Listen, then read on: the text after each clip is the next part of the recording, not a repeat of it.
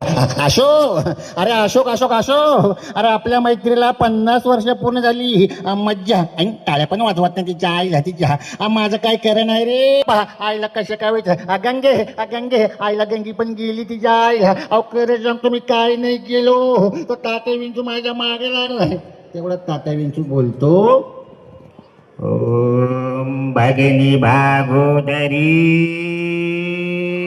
पद्मासे यौनी ओम.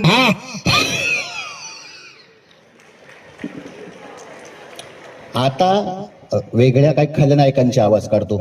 बघूया किती कलाकार खलनायकांचे आवाज ओळखतात.